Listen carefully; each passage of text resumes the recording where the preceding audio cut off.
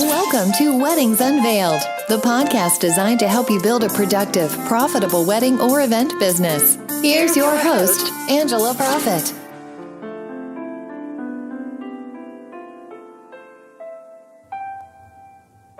Hi y'all, it's Angela Profit, your event and productivity therapist, coming to you from the heart of Music City in Nashville, Tennessee. Thank you so much for tuning into this podcast of Weddings Unveiled, professional tips and secrets on wedding planning and event design, where we take you behind the scenes of our past experiences in the event industry, what we have learned from them, and how they have made us stronger. This podcast will help you grow a productive and profitable business to launch you into success within the hospitality industry. Today, I'm joined by the best communications and event consultant in the business, Alison Burry. Hey everyone, thank you so much for having me, Angela. I'm super excited to share some of our past experiences together. We have definitely been through some unique situations over the years. What are we discussing today? Today, we're going to talk about easier ways to communicate with your team and your vendors. Awesome. Well, tell us the story about how you learned this. What happened? Well, I'll say that we had a client and the ceremony and reception was all on the same grounds, which is kind of a luxury for those of us who are lugging around equipment and setting things up.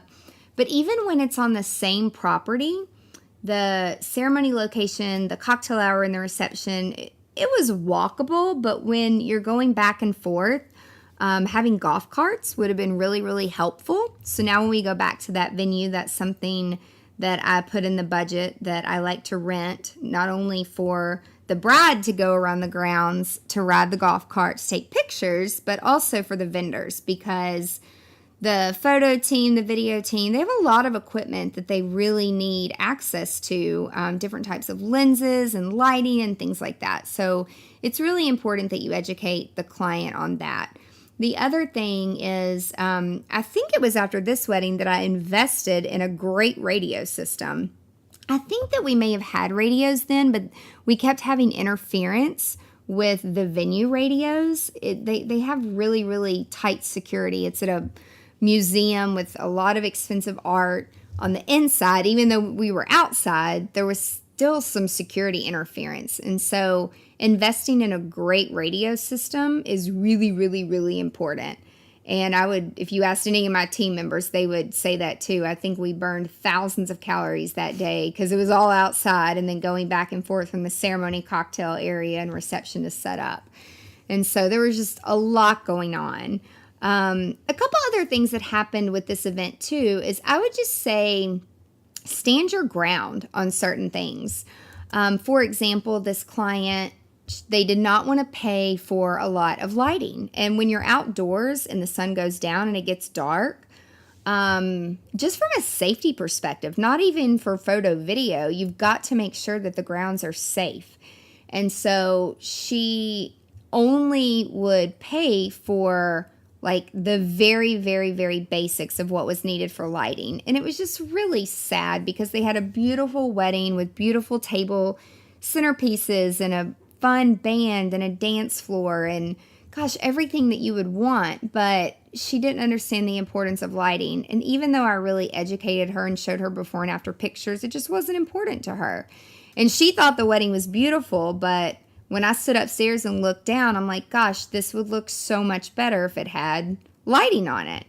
And so that was one thing that I really wish I'd go back and I would have stood my ground on, because some of the pictures, she had one of the best photographers in town and they had to use artificial light, which still looks good. But as a professional, I know that it could have looked so much better.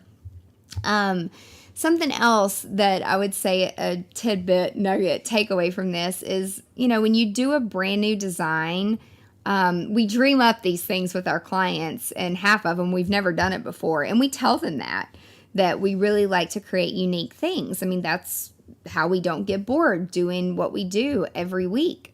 And we tried to plan ahead, and so we were doing this cool string light display across this really long head table that was dark stained wood. It was lifted up, so all the wedding party sat in tall Chiavari chairs, which was a little bit unique at the time.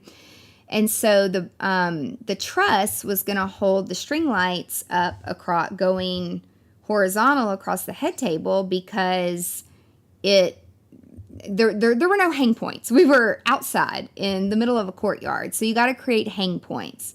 So truss is usually the best way to do that. And so we didn't want silver industrial looking truss in the middle of our head table. And this client loved burlap, and this was part of her theme. And so we got burlap to cover the truss, and some of the team went and did that at the lighting warehouse prior to the wedding day, trying to plan ahead. And then they bring the truss to the site, and the lighting guys didn't really realize that the table was lifted up off the ground, that it wasn't your typical standard height of dinner table. And we kind of had to redo the design because the truss wasn't long enough to fit from the ground to the height that we needed it, so that the string lights weren't in people's faces.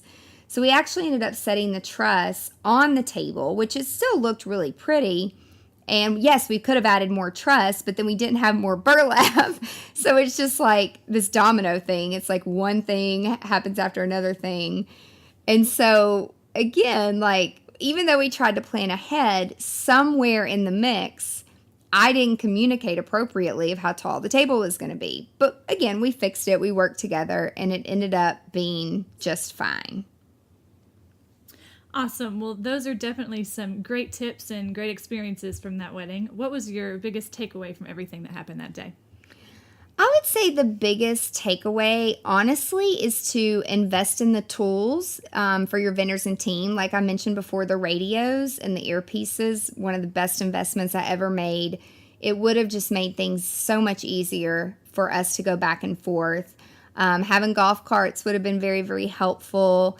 And, again, when you're trying to plan ahead, make sure that you over communicate all the details to all of the design team, because if you leave one little important piece out, you end up having to change it on site again. Those are definitely some great takeaways, and I know we all learned a lot from that wedding. Can you share with our listeners some of the products and resources that are available to help wedding and event planners? Absolutely. You can go to our website at angelaprofit.com and be sure to visit our blog. We have a lot of great articles and resources available there. Also, be sure to sign up for email updates, where we send out tips and resources only to our email subscribers. Also, we do free webinars with various subjects, and we have a few live events coming up this year that you'll want to watch for on social media. Awesome. Well, Angela, thank you so much for sharing all of your valuable advice with us today. I can't wait for next week to share more of our incredible experiences together. Thank you for joining me, Allison, and thank you so much to all of our listeners for joining us today on Weddings Unveiled, professional tips and secrets on wedding planning and event design. Tune in next week to learn more from our past experiences. And if you found this podcast helpful, please share it with other wedding and event professionals. Be sure to subscribe today so you never miss the juicy details of Weddings Unveiled. I'm so passionate about helping other event professionals, and with my background in psychology, I appreciate that our best selves develop from real-life situations that we're sharing with you all on this podcast. Thank you so much for listening again. Be sure to tune in next week for more great tips to grow your business. And if you have a question or unresolved issue that you would like guidance on, connect with us on angelaprofit.com. Until next time, remember to stay productive and profitable.